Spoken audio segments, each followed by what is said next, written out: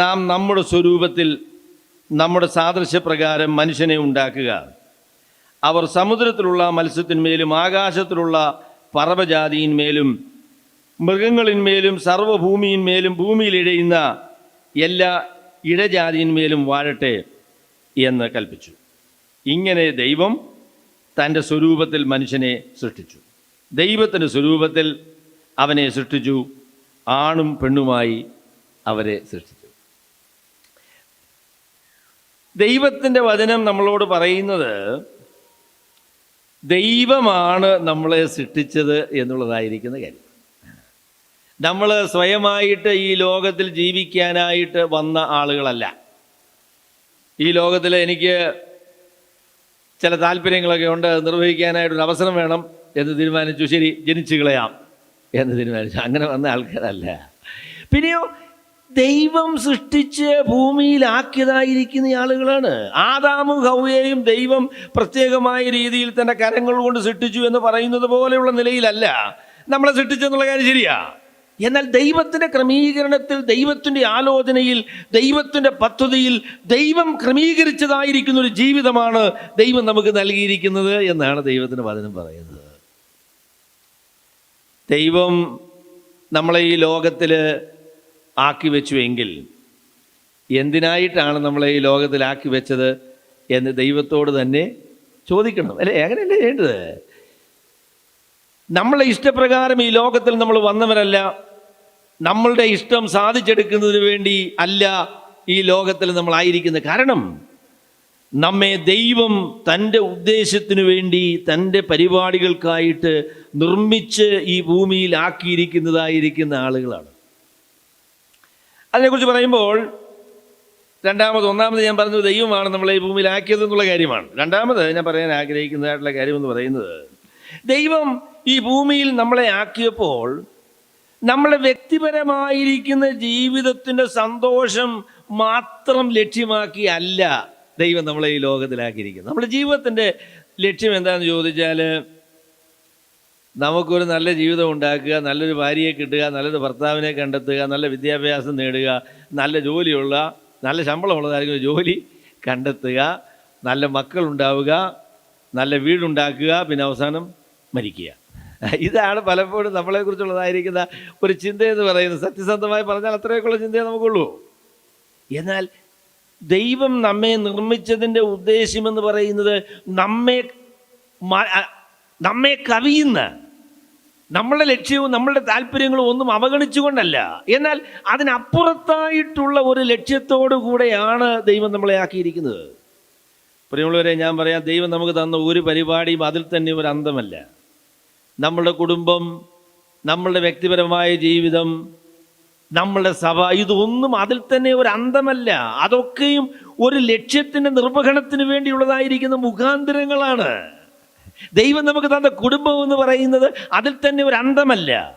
അത് ദൈവ പരിപാടി നിർവഹിക്കുന്നതിന് വേണ്ടിയുള്ള ഒരു ഉപകരണമാണ്, അതിനുള്ളതായിരിക്കുന്ന ഒരു മുഖാന്തരമാണ്. അപ്പം ഞാൻ പറയാൻ ആഗ്രഹിക്കുന്നത്, ദൈവത്തിന് നമ്മുടെ ജീവിതത്തെക്കുറിച്ചുള്ളതായിരിക്കുന്ന ലക്ഷ്യമെന്ന് പറയുന്നത് നമ്മുടെ വ്യക്തിപരമായ ജീവിതങ്ങളെയും താല്പര്യങ്ങളെയും കവിയുന്നതാണ് എന്നുള്ളതായിരിക്കുന്ന കാര്യമാണ് ഞാൻ രണ്ടാമത് നിങ്ങളോട് പറയാനായിട്ട് ആഗ്രഹിക്കുന്നത്. We are involve in a purpose which is greater than us. നമ്മെക്കാളും വലുതായ ഒരു ലക്ഷ്യത്തിന് വേണ്ടിയാണ് ദൈവം നമ്മെ ഈ ലോകത്തിൽ ആക്കിയിരിക്കുന്നത്. നമ്മുടെ വ്യക്തിപരമായ താല്പര്യങ്ങളും ആഗ്രഹങ്ങളും നിർവഹിച്ച് അതുകൊണ്ട് അവസാനിക്കുന്ന ഒരു ജീവിതത്തിന് വേണ്ടിയല്ല ദൈവം നമ്മളെ ഈ ലോകത്തിലാക്കിയിരിക്കുന്നത്. ദൈവത്തിൻ്റെ ഉദ്ദേശത്തെക്കുറിച്ച് പറഞ്ഞപ്പോൾ പറഞ്ഞു, അവർ സമുദ്രത്തിലുള്ള മത്സ്യത്തിന്മേലും ആകാശത്തിലുള്ള പറവജാതിയിന്മേലും മൃഗങ്ങളിന്മേലും സർവ്വഭൂമിയിന്മേലും ഭൂമിയിൽ ഇഴയുന്ന എല്ലാ ഇഴജാതിയിന്മേലും വാഴട്ടെ എന്ന് കൽപ്പിച്ചു.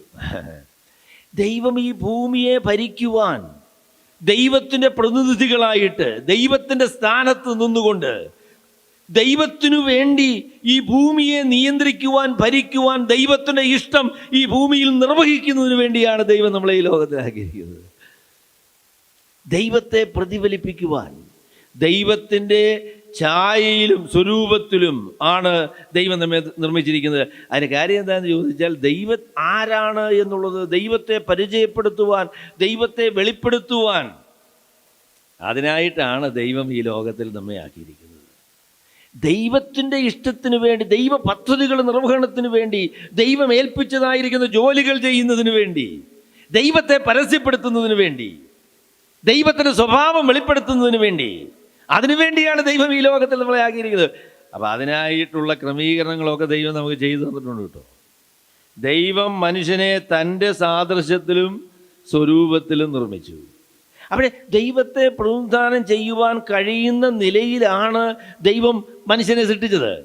അവൻ്റെ സ്വഭാവത്തിലും അവൻ്റെ പ്രത്യേകതകളിലും പങ്കുള്ളവരായിട്ടാണ് ദൈവം മനുഷ്യനെ സൃഷ്ടിച്ചത്. എന്നാൽ പാപം വന്നതോടുകൂടെ ഈ പറയുന്നതായിരിക്കുന്ന ദൈവിക ഛായയ്ക്ക് കഠിനമായ ക്ഷതം സംഭവിച്ചു എന്നുള്ളതായിരിക്കുന്ന കാര്യം നമുക്കറിയാം. പാപം ദൈവത്തെ മനുഷ്യനിൽ നിന്ന് അകറ്റിക്കളഞ്ഞതുകൊണ്ട് ദൈവത്തെ പ്രതിനിധാനം ചെയ്യുവാനായിട്ട് അവന് സാധിക്കുകയില്ല. എന്നാൽ വീണ്ടെടുപ്പിലൂടെ ദൈവം സാധിക്കുന്നത് എന്താണെന്ന് ചോദിച്ചാൽ, നഷ്ടപ്പെട്ടു പോയതായിരിക്കുന്ന ഈ ദൈവിക ഛായ നമ്മൾക്ക് മടക്കി തരിക എന്നുള്ളതാണ് ദൈവത്തിൻ്റെ പരിപാടി എന്ന് പറയുന്നതാണല്ലേ. റോമാലേഖനം 8-ാമത്തെ അധ്യായത്തിൻ്റെ 28-ാം വാക്യം അല്ലേ, അതിലെന്താ പറയുന്നത്? മനുഷ്യനെ വീണ്ടെടുത്തതിൻ്റെ ദൈവത്തിൻ്റെ പരിപാടി എന്താ? അവൻ മുന്നറിഞ്ഞവരെ വിളിച്ചും വിളിച്ചവരെ നീതീകരിച്ചും നീതീകരിച്ചവരെ തിരസ്കരിച്ചിരിക്കുന്നു. എന്നിട്ട് പറഞ്ഞു, തൻ്റെ പുത്രനോട് അനുരൂപമായി രൂപാന്തരപ്പെടേണ്ടതിന് ദൈവം തിരഞ്ഞെടുത്തിരിക്കുന്നു എന്നുള്ളതായിരിക്കുന്ന കാര്യമാണ് പറയുന്നത്. കർത്താവായ യേശുക്രിസ്തുവിനെ പോലെ ആയിത്തീരുവാൻ, അല്ലെങ്കിൽ ഉൽപ്പത്തി പുസ്തകത്തിൻ്റെ ഭാഷയിൽ പറഞ്ഞാൽ നഷ്ടപ്പെട്ടു പോയതായിരിക്കുന്ന ദൈവിക ഛായ മടക്കി നൽകുവാനായിട്ട്, ദൈവത്തെ സത്യസന്ധമായിട്ട് ഈ ലോകത്തിൽ പ്രതിനിധാനം ചെയ്യുവാനായിട്ട്, അതിൻ്റെ പൂർണ്ണതയിൽ തേജസ്കരിക്കപ്പെട്ട ശേഷമേ നമ്മൾ എത്തുകയുള്ളൂ എന്നുള്ളത് നമുക്കറിയാം. എന്നാൽ വീണ്ടെടുപ്പിൻ്റെ ഫലമെന്ന് പറയുന്നത് ദൈവം നമ്മളെക്കുറിച്ച് ഉദ്ദേശിക്കുന്നതായിരിക്കുന്ന കാര്യം ഈ ലോകത്തിൽ ദൈവകൃപയിൽ ആശ്രയിച്ച് നമുക്ക് വ്യക്തിപരമായും കുടുംബങ്ങളായും സഭയായിട്ടും ചെയ്യാൻ കഴിയും എന്നുള്ള കാര്യമാണ് ദൈവത്തിൻ്റെ വചനത്തിൽ നമ്മളോട് പറയുന്നത്.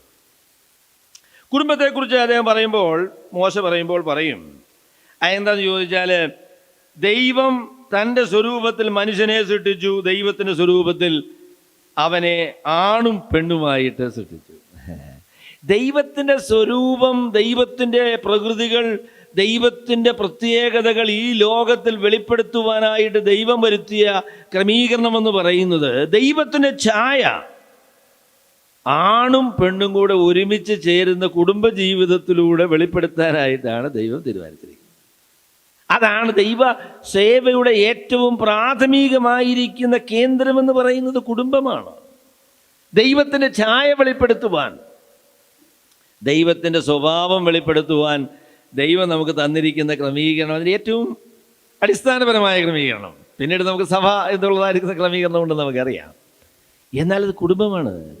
ദൈവത്തെ പ്രതിനിധാനം ചെയ്യുവാനായിട്ട്, ദൈവത്തിൻ്റെ സ്വഭാവം വെളിപ്പെടുത്തുവാൻ, ദൈവത്തിൻ്റെ പദ്ധതികൾ, ലോകത്തെ ഭരിക്കുക, കീഴ്പ്പെടുത്തുക, ദൈവത്തിൻ്റെ ഇഷ്ടത്തിൽ ഈ ലോകത്തെ കൊണ്ടുവരിക എന്ന് പറയുന്ന പരിപാടിയാണ്. അല്ലെങ്കിൽ പുതിയ നിയമത്തിൻ്റെ ഭാഷയിൽ പറയുകയാണെങ്കിൽ ലോക സുവിശേഷവൽക്കരണം, ദൈവഹിതത്തിലേക്ക് സകല മനുഷ്യരെയും കൊണ്ടുവരുവാനായിട്ട് യേശുക്രിസ്തുവിനോടുള്ള ബന്ധത്തിൽ, യേശുക്രിസ്തുവിനുള്ള ബന്ധത്തിൽ കൂടെ ദൈവത്തോടുള്ള ബന്ധത്തിൽ, അങ്ങനെ സകല മനുഷ്യരും ദൈവത്തോട് നിരപ്പിലേക്ക് വരിക എന്നുള്ള ആ വലിയ ദൗത്യമാണ് ദൈവം നമ്മളെ ഏൽപ്പിച്ചത്. അപ്പം അതുകൊണ്ട് ലൂയിസ് പെറി ചെയ്വർ എന്ന് പറയുന്ന ആൾ പറഞ്ഞ പ്രസ്താവന ഇതുമായിട്ട് ഞാൻ ബന്ധിപ്പിച്ച് പറയുകയാണ്.